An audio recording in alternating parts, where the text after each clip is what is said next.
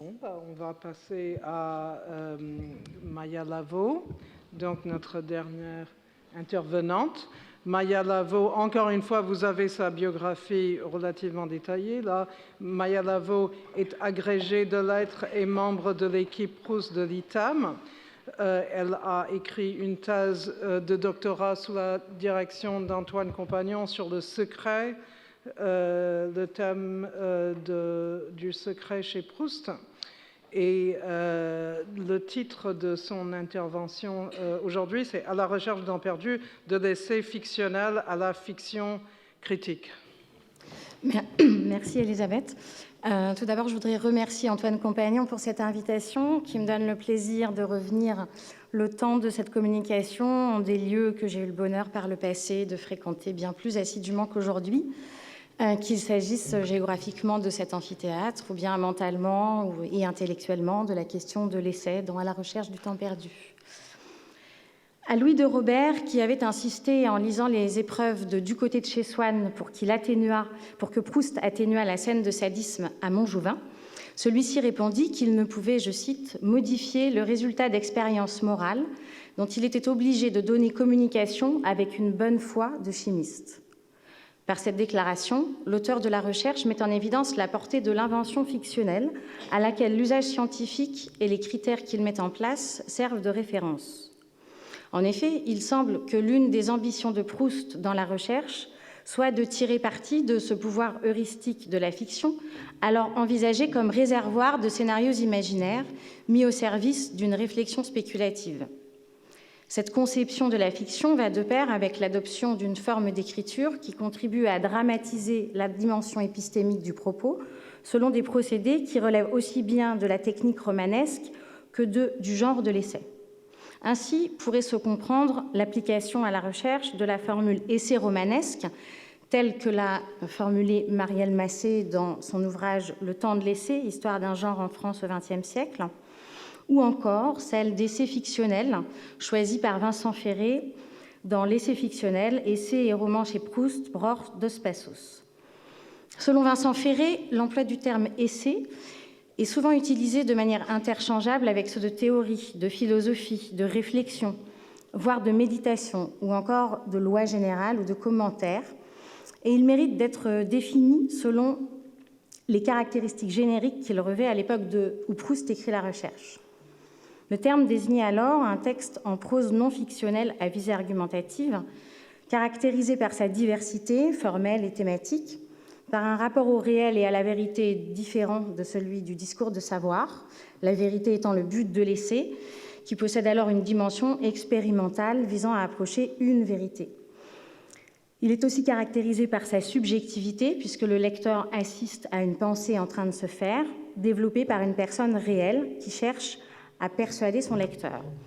Il est caractérisé enfin par son ton, sa non-exhaustivité, sa non-systématicité, son écriture souvent fragmentaire ou encore son argumentation plurielle et marquée par une certaine désinvolture méthodologique. Ainsi, la recherche par la visée de connaissance de soi et du monde que Proust accorde à la littérature dans les pages mêmes de son livre pourrait relever de la catégorie de l'essai, mais à la fiction près. C'est pourquoi Vincent Ferré propose de forger la catégorie d'essai fictionnel, qu'il définit comme, je cite, « une mimésis de ce discours non fictionnel qu'est l'essai ».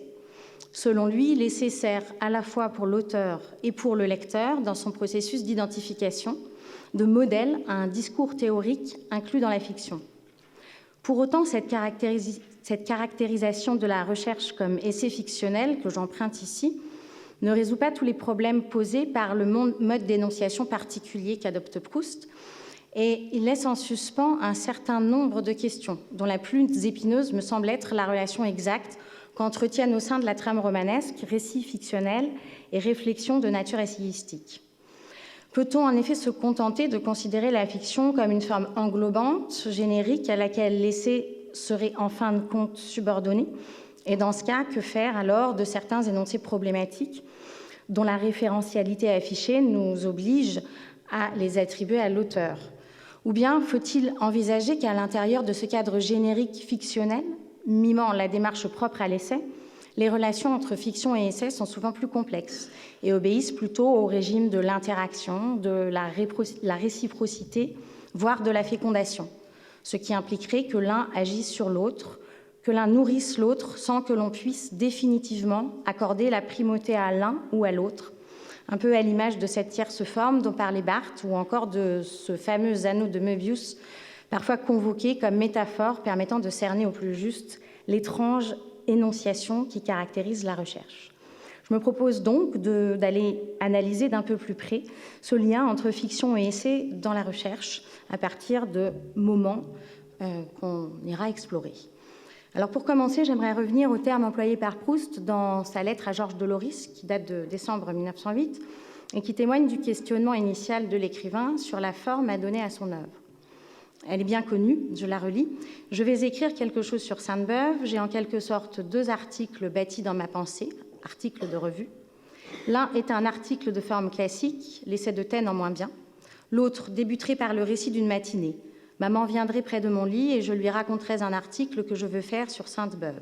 Et je le lui développerai. » La citation donc est bien connue. Elle montre que ce qui a pu être ressenti comme problématique, ou du moins n'allant pas de soi pour Proust à l'époque où il met en route le projet du contre Sainte-Beuve, était la forme romanesque. En témoigne également la fameuse interrogation notée dans le carnet 1, faut-il en faire un roman, une étude philosophique, suis-je romancier ?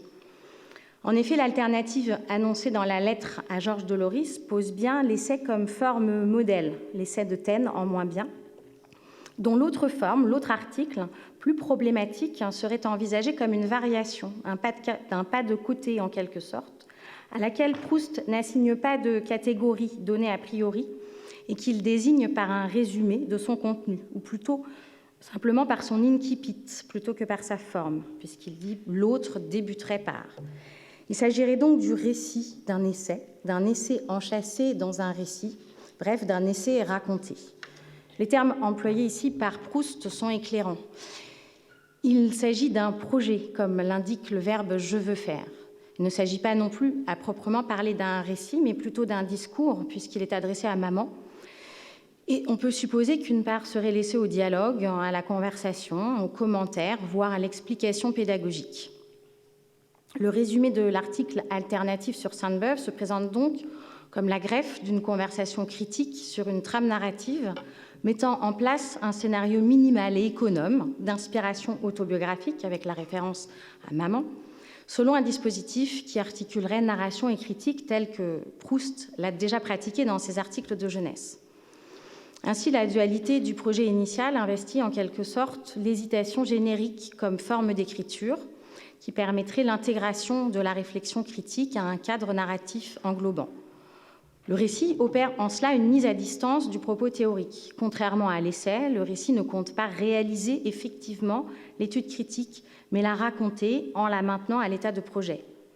Ce faisant, le récit désigne, il exhibe même, la distance qui sépare le jeu qui produit le discours critique dans la situation narrative et le jeu qui l'écrit réellement, sans médiation, en tant que Marcel Proust dans le premier projet.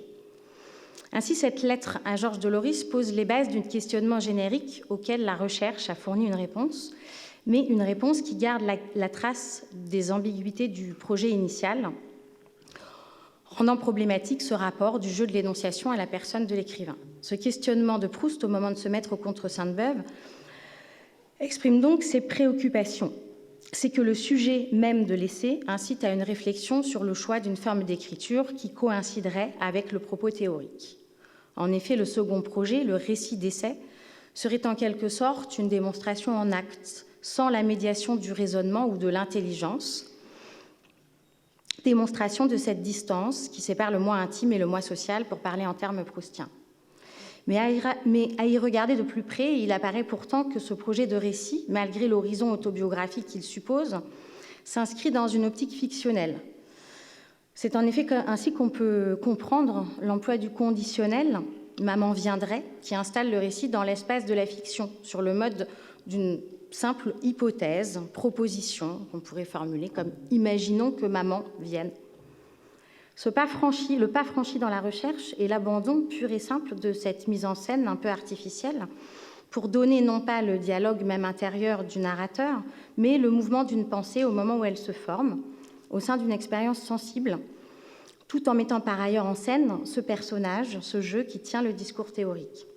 La fictionnalisation de l'essai critique passe ainsi par une transformation du jeu autobiographique, référant explicitement à Proust, en un protagoniste qui semble raconter ses souvenirs.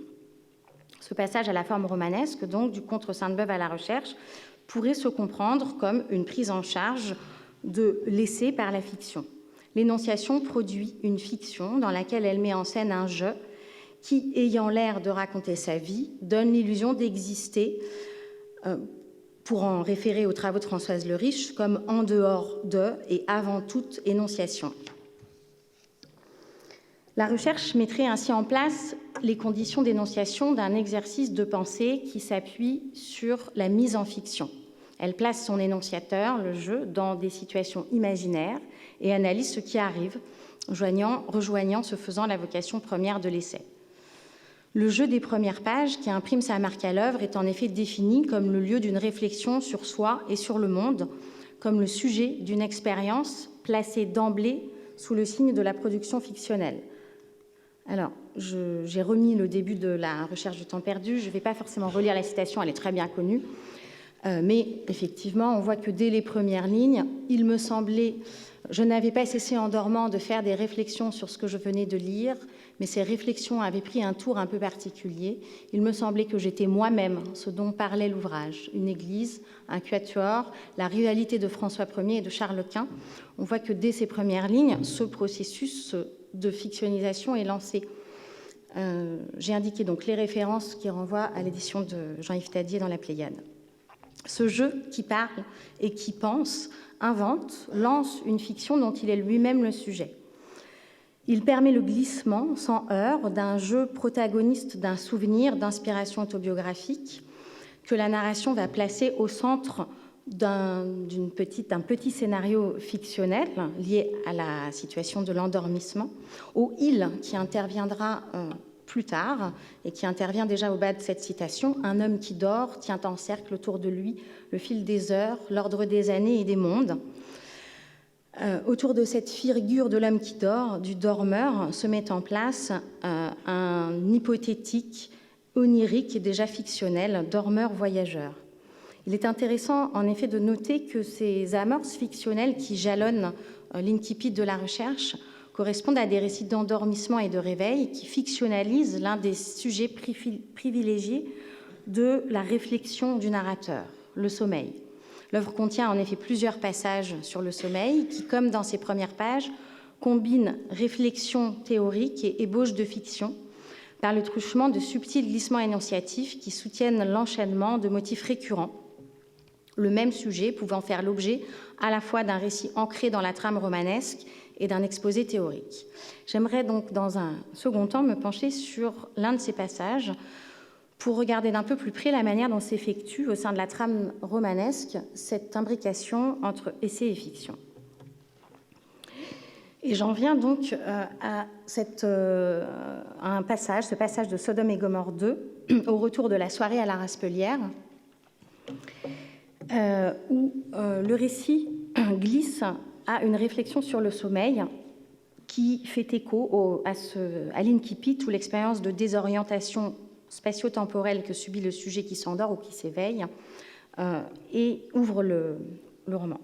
Ce passage se présente comme un morceau détaché de la trame narrative. Il s'agit d'une addition tardive et il vient s'insérer à la fin du récit de la soirée à la Raspelière, après une scène de dialogue entre le héros narrateur avec ce chasseur louche du Grand Hôtel qui le remonte dans sa chambre. Et sans transition s'amorce une réflexion de nature essayistique menée cette fois-ci à la première personne du pluriel et qui commence ainsi. Peut-être, chaque soir, acceptons-nous le risque de vivre en dormant des souffrances que nous considérons comme nulles et non avenues parce qu'elles seront ressenties au cours d'un sommeil que nous croyons sans conscience. En effet, ces soirs où je rentrais tard de la Raspelière, j'avais très sommeil. Mais dès que l'effroi vint, je ne pouvais m'endormir tout de suite car le feu éclairait comme si on eût allumé une lampe. Seulement, ce n'était qu'une flambée. Et comme une lampe aussi, comme le jour quand le soir tombe, sa trop vive lumière ne tardait pas à baisser. et j'entrais dans le sommeil, lequel est comme un second appartement que nous aurions et où, délaissant le nôtre, nous serions allés dormir.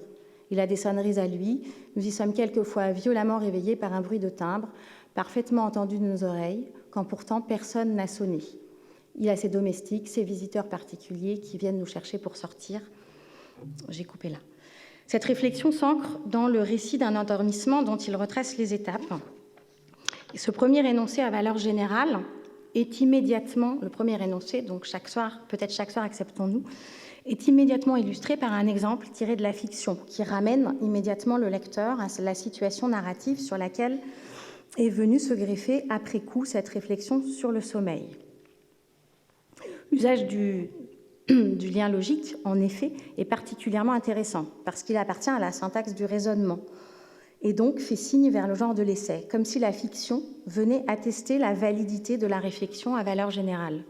J'emploie à dessein ces formules modalisatrices, comme si ou fait signe, car il me semble que l'essentiel dans ces lignes tient justement dans le faire comme si. Proust fait comme s'il illustrait, à la manière d'un essayiste, une réflexion à portée générale par un exemple particulier, alors que c'est en fait, il me semble, l'énoncé général qui vient s'appliquer au cas particulier. La locution, en effet, apparaît ainsi comme une couture apparente qui trahit la logique profonde de l'écrivain, puisqu'il s'agit en réalité de motiver l'insertion, à ce moment de la trame narrative, d'une réflexion de nature essayistique sur le sommeil. Le scénario génétique est important pour comprendre ce geste. Il s'agit en effet donc d'un passage ajouté par Proust sur la dactylographie corrigée de Sodome et Gomorrhe à la fin de l'année 1921, à l'intérieur de laquelle vient s'intercaler un morceau ajouté plus tardivement encore, en 1922. C'est le passage autour de l'attelage du sommeil. Donc ce scénario génétique pourrait venir confirmer l'hypothèse d'une volonté de motiver après coup cette insertion de l'essai, de la réflexion essayistique par la fiction. Le narrateur en fournit la preuve quelques lignes plus loin lorsqu'il opère un glissement à nouveau vers la situation narrative et fictionnelle du sommeil du héros au retour de la Raspelière.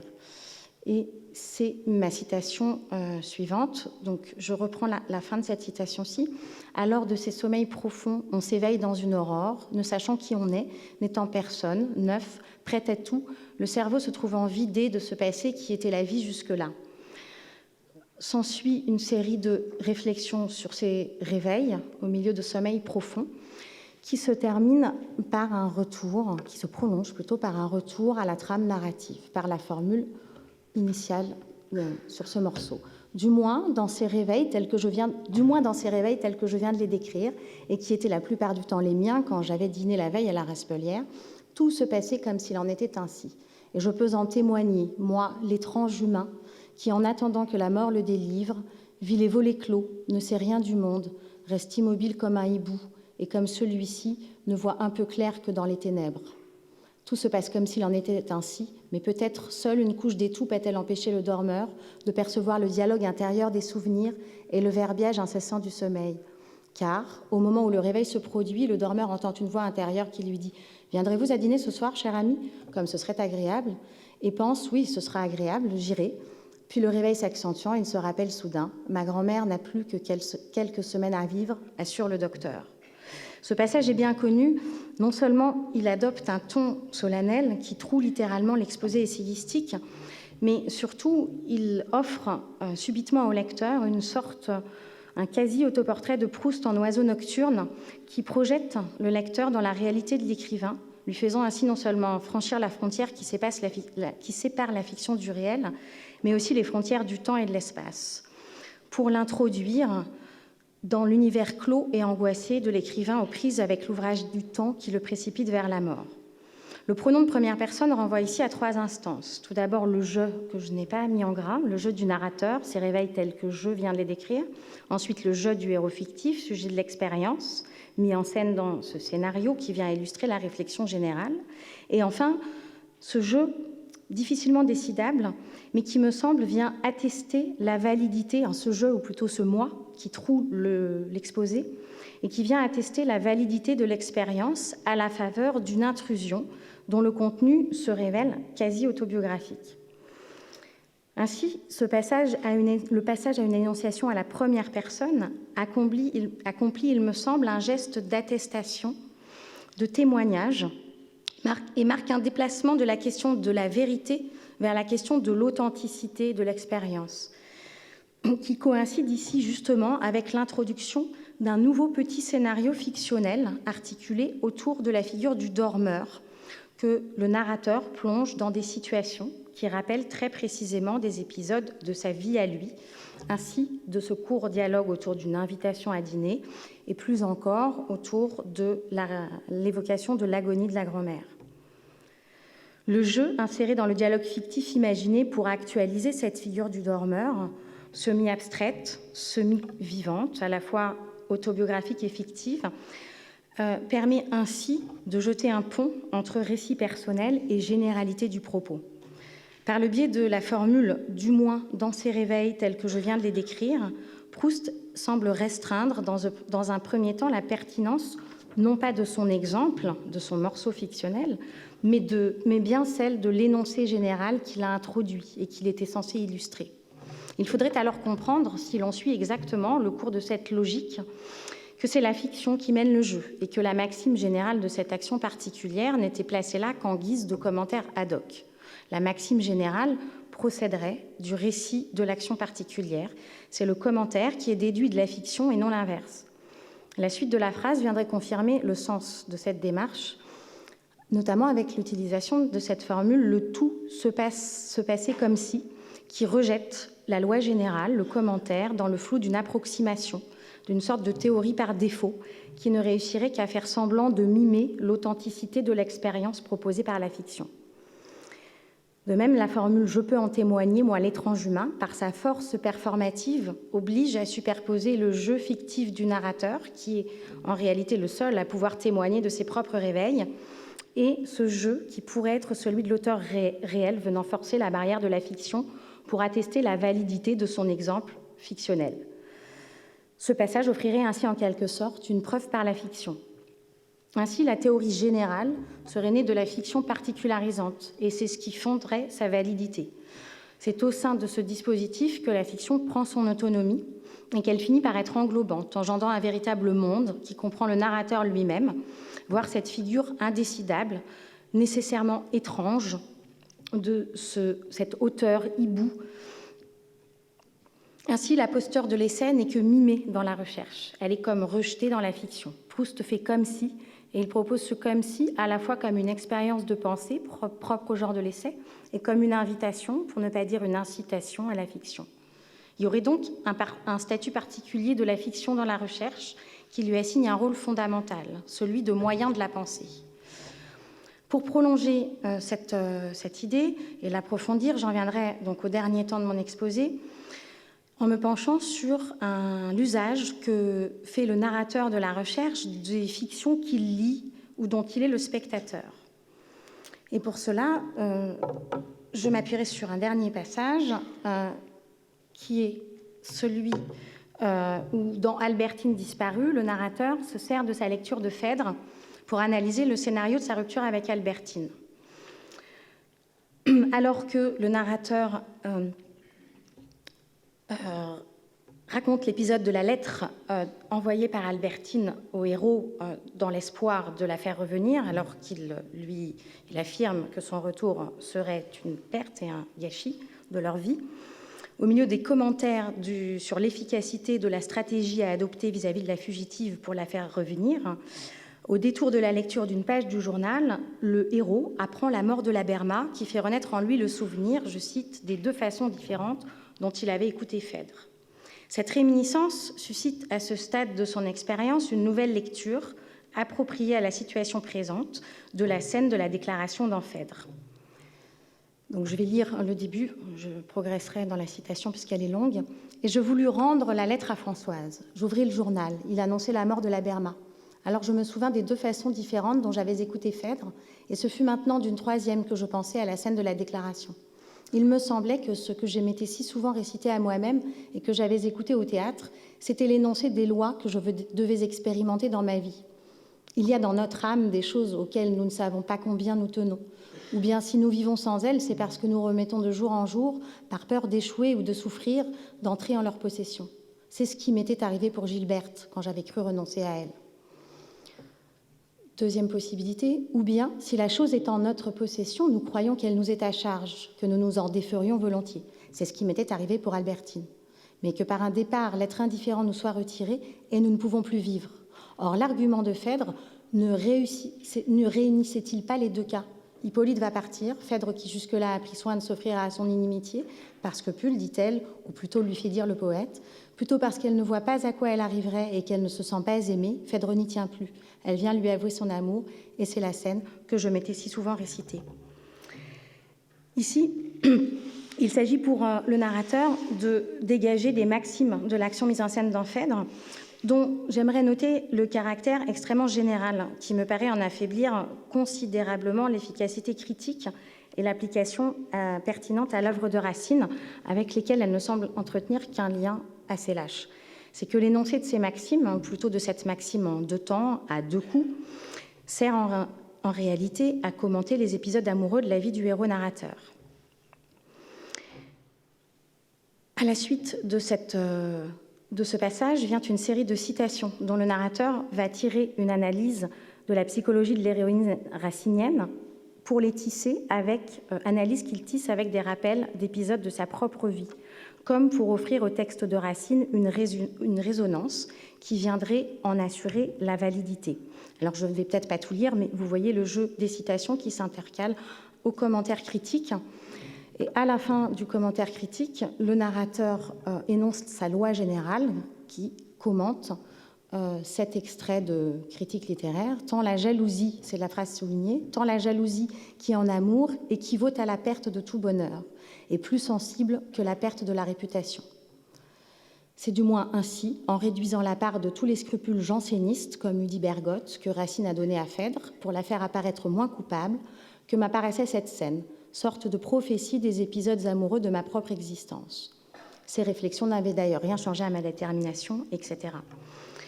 Alors, je vois deux points possibles de rapprochement avec le morceau sur le sommeil que nous avons vu tout à l'heure. D'abord, leur statut de passage réflexif, puisqu'ils sont tous deux intégrés à la trame narrative par Proust dans l'après-coup de la correction, au prix de quelques raccords aux jointures qu'on voit ici et qu'on a vu tout à l'heure, le narrateur étant contraint d'admettre que ses réflexions ne changent rien à sa détermination, ne changent rien à l'intrigue. C'est un geste qui me semble pouvoir affirmer l'autonomie, l'autonomie du discours réflexif par rapport à la fiction, qui serait chargée de l'illustrer. Mais cette logique apparente que le texte publié met en valeur est pourtant, il me semble, à rebours de la logique d'écriture profonde qui sous-tend ce geste. Comment ne pas y voir au contraire une motivation dans l'après-coup de l'insertion de l'essai dans la narration ? La restitution du sens de ce geste octorial me paraît indiquer au contraire que c'est la fiction qui fournit ici son sens à la loi générale, en nourrissant ces énoncés à valeur universelle d'une matière qui ne vient pas les illustrer avec exactitude, mais bien les charger d'une signification qui tire sa force de l'authenticité de l'expérience vécue. En effet, il semble que ce soit plutôt l'expérience personnelle du héros qui lui permette de faire résonner d'un sens nouveau la scène de Racine, les maximes généralisantes apparaissant, elles, plutôt en adéquation avec la trame, avec l'expérience du héros de la recherche et forgée à partir d'elle, plutôt qu'avec l'intrigue de Phèdre. L'autre similitude frappante entre le morceau sur le sommeil et celui-ci tient, il me semble, à la parenté des formules qui permettent de raccrocher l'exposé réflexif à la trame narrative. On avait tout à l'heure la formulation « du moins dans ses réveils, tout se passait comme s'il en était ainsi ». Ici, on a une formule qui fait écho. Du moins, c'est ainsi. Je crois que c'était sur la précédente. Je ne sais plus parce que je ne l'ai pas souligné. Non, c'est ici. Après la coupure, c'est du moins ainsi en réduisant la part de tous les scrupules. Ces formulations soulignent la distance prise avec l'énoncé généralisant. Le narrateur en souligne le caractère réducteur, la validité amoindrie par rapport à l'expérience relatée, dont il n'apparaît en fin de compte que comme une approximation par défaut. Le long commentaire critique auquel se livre le narrateur dans ce passage citation de Phèdre à la pluie, semble alors tenir le rôle de justification, de motivation, à nouveau, d'un rapprochement qui est apporté au bénéfice de la fiction, de l'expérience relatée plutôt que du commentaire. Et l'on pourrait, il me semble, appliquer à Proust ce que le narrateur dit ici de Racine, en modifiant un peu sa formulation pour l'adapter à notre proposition de lecture. Je reformulerai ainsi sa phrase. C'est du moins ainsi, en mesurant bien la part de toutes les interprétations marcéliennes, comme eût dit un critique proustien, que Proust a donné à Phèdre pour la faire paraître plus proche de son héros, que m'apparaît cette scène de la recherche, sorte de mise en abîme des épisodes amoureux de sa propre trame romanesque. C'est donc une leçon sur la lecture, autant que sur la passion et la souffrance amoureuse que Proust livre ici. Tout ce passage repose en effet sur un dispositif de mise en abîme, pleinement motivé par le propos qu'il soutient, Phèdre jouant alors le rôle de fiction dans la fiction, selon une superposition complexe des niveaux de fiction, qui me paraît fournir un modèle pour l'usage que fait Proust de la fiction dans la recherche. Proust met en scène un héros fictif qui cherche dans sa propre vie l'application des fictions qu'il a lues et aimées, inversant ainsi la primauté du réel sur la fiction. L'expérience fictionnelle de la vie du héros narrateur est tout entière dirigée vers une démonstration qui tire sa validité de la fiction elle-même, produisant cet effet de fictionnalisation de l'essai. Ce faisant, Proust propose dans ses pages une relecture critique de Phèdre, en l'incorporant à sa propre création fictionnelle, en une manière de critique fiction, j'emprunte le terme à Jacques Dubois, qui fait se superposer les personnages. Il crée ainsi une perspective, un vertige propre au dispositif de la mise en abîme, les personnages de la recherche apparaissant finalement comme moins fictifs, avec un degré de fiction en moins, aurait pu dire la grand-mère du narrateur, que ceux de l'œuvre de Racine. Ce geste peut donc être lu comme une mise à distance critique de la fiction de Proust étant en même temps une lecture et une réécriture critique de Phèdre, dont la recherche fournit par ailleurs plusieurs exemples. Ainsi, par cette mise en abîme, tout se passe comme si la trame romanesque livrait au lecteur le modèle de l'usage de la fiction que le lecteur devrait suivre pour nourrir sa propre réflexion et devenir ainsi, en lisant la recherche, le propre lecteur de lui-même, selon la citation bien connue, et je terminerai là-dessus.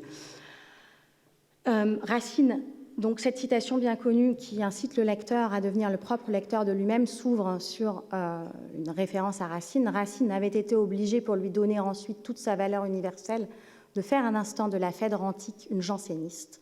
De même, si M. de Charlus n'avait pas donné à l'infidèle sur qui Musset pleure dans la nuit d'octobre ou dans le souvenir le visage de Morel, il n'aurait ni pleuré ni compris, puisque c'était par cette seule voie, étroite et détournée, qu'il avait accès aux vérités de l'amour. Appliquant alors à mon tour la leçon proustienne dont la trame romanesque fournit le modèle, je terminerai par une nouvelle réécriture de ce commentaire du narrateur pour l'adapter à Proust lui-même. Et en disant, Proust avait été obligé, pour lui donner ensuite toute sa valeur universelle, de faire un instant de son héros une héroïne racinienne. De même, si son narrateur n'avait pas prêté sa propre souffrance à la fille de Minos et de Pasiphaë, dont Racine met en scène le déchirement amoureux dans la scène de la déclaration, s'il n'avait pas donné à Hippolyte le visage d'Albertine, il n'aurait ni pleuré ni compris, puisque c'était par cette seule voie, étroite et détournée, qu'il avait accès aux vérités de l'amour. Merci beaucoup, Maya Lavaux, de cette discussion intéressante des relations entre fiction et entre narration et essai dans la recherche. Et il me semble que ce dont il n'a pas beaucoup été question aujourd'hui, c'était la question de si, quand il y a commentaires et narration, vous avez très bien démontré, suggéré que en fait c'est la narration qui mène le jeu, mais il y a des moments, il me semble, où la relation, où en fait les deux se contredisent. Et on n'a pas beaucoup parlé de ça aujourd'hui. Est-ce que vous avez des commentaires là-dessus?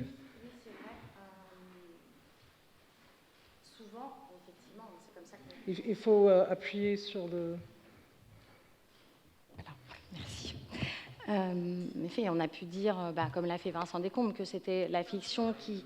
Pardon, que c'était la fiction qui proposait finalement la leçon, ou en tout cas l'expérience constructive pour le lecteur, tandis que les maximes, elles apparaissent souvent, effectivement, soit comme en retard, soit comme des approximations qui sonnent comme des énoncés beaucoup plus atténuants. Alors ici, c'était une forme d'atténuation. Parfois, effectivement, c'est carrément une forme de contradiction. Et pas seulement parce que... Contradiction, je pense pas seulement parce que... on parlait tout à l'heure de ce moment de l'illusion dans la recherche. Je crois que plus fondamentalement, elles sont en contradiction parce qu'elles n'ont pas l'authenticité. Enfin, je crois qu'il y a cette idée-là. La fiction permet un approfondissement, une approche peut mimer la vie et sa complexité, je pense, plus que la loi générale. Et il me semble qu'à la lecture de la recherche, c'est aussi une des leçons de la recherche, finalement. C'est que ce discours théorique, il est toujours un petit peu en deçà de l'expérience, de la leçon qu'on peut tirer de l'expérience.